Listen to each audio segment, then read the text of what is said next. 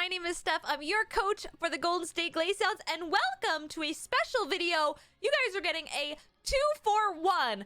First of all, the Golden State Glaceons made some really big transactions, and I just want to quickly go over them with you before our big battle that goes up tomorrow. If you guys don't know, every single Sunday is when our matches go up. So since today, as of when this video goes out, it's Saturday, I figured let's talk a little bit about some really big changes that we made. And on top of that, we're also going to go over a quick team builder guide for our team that we're bringing against Versus this week. So unfortunately, I didn't have a lot of time to set up, so Patrick will not be joining us to go over some of the details, but I think I got this. I think I'll be able to explain the basics of what we're running with today and just give you guys a little bit more insight. So you'll see we made some changes. We made 3 huge changes. We made a tier 1 exchange. We dropped Corviknight for Duraludon. Crazy, I know. We dropped Corviknight for Duraludon. We dropped Toxtricity for Colossal. And we dropped Quagsire for Dracloak. There was a lot that went into these decisions, but first and foremost, it's kind of a mix of 2 things. The first thing is that I realized with Toxtricity, aside from the 1 week that we brought it, which was week 5, all the other battles we were not bringing it, and we couldn't really see ourselves bringing Toxtricity in any of the remaining matches that we have. So we figured that we should probably just drop it for a tier 2 that we might be able to get a little bit more use of for our remaining matches and who we're going up against. Like, Toxtricity is super cool, super fast, hits really hard, but unfortunately, maybe it's a mix of my play style and also not knowing how to utilize him to his full potential. I just think he's really frail, and I didn't feel confident bringing him to many matches, and so I think I wanted to just change it up and see if I can learn how to use Colossal and give him some time to shine. And of course, here's the thing. If we pick up Colossal, we want a way to proc his steam engine and that weakness policy. So we picked up Dracloak, which does get Surf, and he's honestly just the fastest Surf user. There was no way for us to get a priority tier 4 Pokemon, or sorry, a Pokemon with a priority water move that could proc it, so we went for just something really speedy. That's basically a priority water move with the quick Surf. So you can see Dracloak has a base 102 speed there, so that's pretty nice. So we picked up that Colossal and Dracloak duo, and then Duraludon honestly is one of my favorite Gen 8 Pokemon. It was one of the first Pokemon I learned how to use competitively back in November.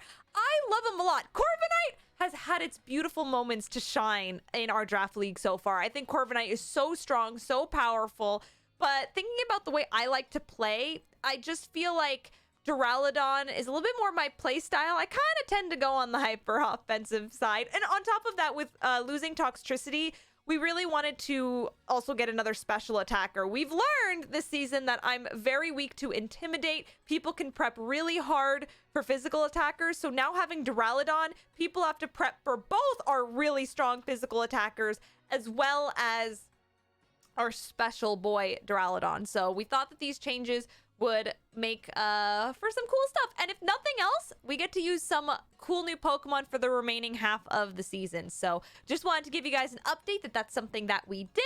On top of that, I wanted to go through with you guys our final set for our battle. So let me go ahead and where is this? Right here. Boom! Here is our finalized team for our battle against Versus. We are already bringing 2 out of the 3 of our Pokemon that we just picked up right before the deadline to do our transactions for the week. So we're bringing Colossal, we're bringing Kangaskhan, we're bringing Cinderace, we're bringing the Duraludon, who is going to be a very important key to our matchup this week. We've got Juvia, the Jellicent, and then we've got Mavis, the Ribombee. So one of our biggest strategies that we're going to be going with this week is using Ribombee's Speed Swap.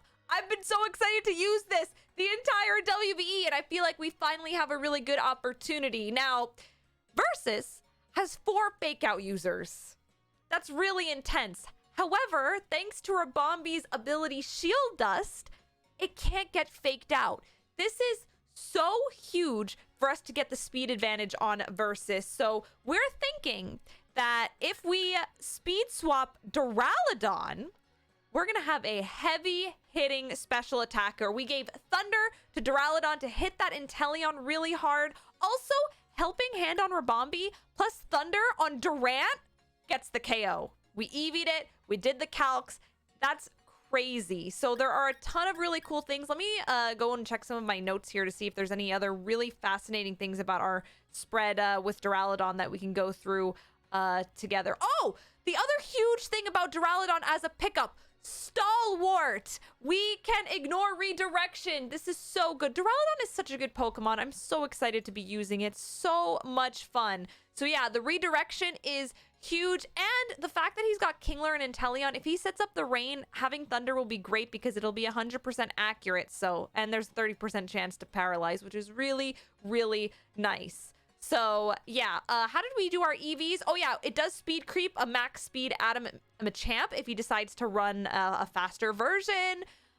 We took into account things like Stomping Tantrum from Durant, Mud Shot from Inteleon, Drill Run from Sandslash, and Close Combat. So all those things should be a two-shot on this boy, especially when he's Dynamax. So we're really looking at making Duraludon our Maxmon for this week. Of course, we'll see how it goes, and we'll adapt as we need to. But that's going to be our big strategy going into it. Something huge for us is that we calced Life Orb, Hustle, Durant, Max Quake on our Duraludon is a two-shot. That is really huge. Really, really huge for us. Let's talk about Colossal, shall we? Steam Engine, Weakness Policy, Heat Wave, Meteor Beam, Solar Beam, Protect. It's so nice to have a few more special attackers on our side. So what's nice about Colossal is it can work in Trick Room, and it also has a turbo mode. So we don't even need the G-Max Vocalith, which it would have been nice if we had it, but the fact that we don't, I still think Colossal can hit really, really hard. We got to remember with that Durant around, another way to hit it, really, really good for us. Also, Solar Beam, a nice way to hit Inteleon. So we also gave Surf to Kangaskhan. So it's not your typical set, but we do have a Kang Colossal lead here if we're able to set it up. This might not be the safest thing for us to lead, again, especially if he leads that Inteleon off the bat. It could be a little dangerous for us. So this is honestly preparing for maybe he runs like a more offensive Incineroar or just some other surprising set, maybe whatever we can use to our advantage. Colossal can hit hard, so we've got a little bit of a strat here. Safeguard is huge because that Grimmsnarl can spam Thunder Wave and destroy our life. I'm not looking forward to that at all. So Double-Edged Surf, Safeguard, and of course, we need a Fake Out user as well. It's always good to have Fake Out. So Kang is just the best tier 4 mon, if you ask me.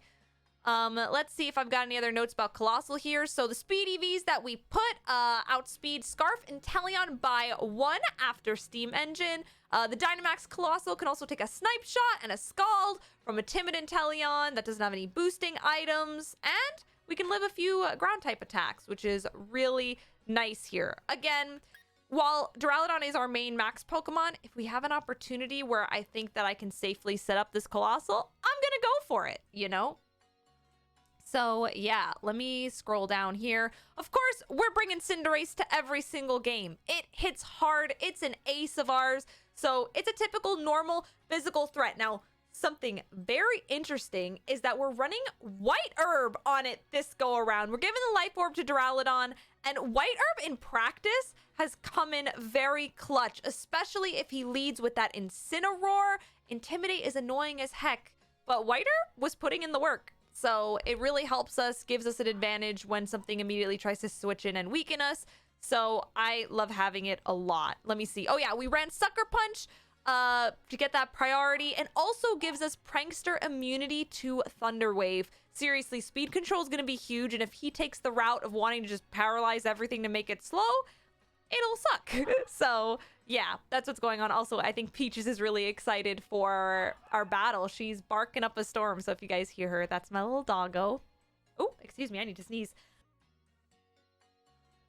So, excuse me. All right. Let's see. Cinderace does not outspeed Inteleon, sadly. So what we did do is put enough speed EVs just to be able to outspeed Raichu by 1. Now, what's really cool is, like I said, Ribombee has speed swap. So honestly, we could keep speed swapping whatever the heck we want. We could speed swap our Jellicent if we want to. We could speed swap any of these guys, whoever we need to, you know, whatever will be the best thing for us, and we can keep speed swapping back and forth. I can take their speed, I can make them slow. We've done some fun things in practice, so yeah. All right, let's see what else I got for you guys. So Jellicent. So we're bringing Jellicent as a bit of a wall against the Kingler as well as the Inteleon. So it's also something really nice to switch into if there's going to be any fake out shenanigans. Because of that ghost typing, Jellicent can't get faked out. Like I said, 4 fake out users, really? I gotta make sure I'm prepared for that. So yeah, that's big deal. Let's see. Of course, we have a chance for burns with Scald, Shadow Ball, and Strength Sap just to keep Jellicent alive. And of course, the main event. Not really. This is just in case we need it. We ran Attract. I think this is going to be the last week we run Attract on our Pokemon. It was so much fun to get the Attract off on a Dynamaxed Mudsdale against Moxie. But we noticed Versus ran all male Pokemon in all of his matches. So you bet that I'm going to run Attract. We don't really need the Trick Room, I don't think. So we're running Attract to get us out of a bind. It's a 50% chance the Pokemon will not attack. So could help us out a lot. So we're running Attract one more time. If anything, if there's one thing that people are going to get from watching my side of the battles is when you verse me, you might want to have female Pokemon. Otherwise, I will meme you really hard. So I hope that he brings all 6 male Pokemon. We'll see, though. But that's what he's been doing as we've been watching. So, yep. That's pretty much what's going on. It looks like Jellicent, I think it's Scald Shadow Ball against the Durant. If it's for special defense, it's a guaranteed 2-hit, which is pretty nice. All right, let's see what else I could tell you guys a little bit about. So I already told you guys a little bit about Rabombi, but just to kind of finish a few things up about Rabombi is that, again, it's the fastest thing.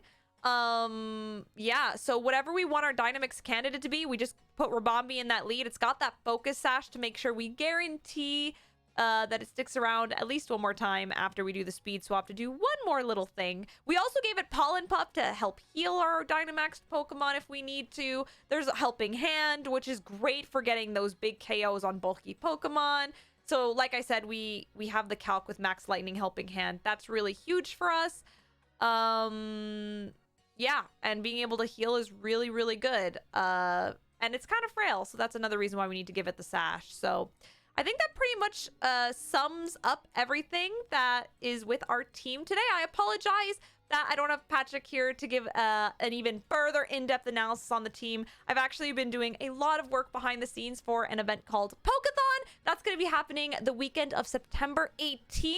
So I'm involved in a few events. We're going to be raising money for Direct Relief, which is an amazing charity. We're trying to do this every single year. And so because of that, we're making it a big remote event. And I just haven't had as much time as I would like to this week to really get into the nitty gritty. But I think we did some pretty awesome prep regardless. I'm really excited for this week. We did some really good games to practice. And yeah, I hope you enjoyed this quick little mini update. And I will see all of you guys tomorrow for our WBE match. Thank you so much for watching, and I will see all of you guys again very soon.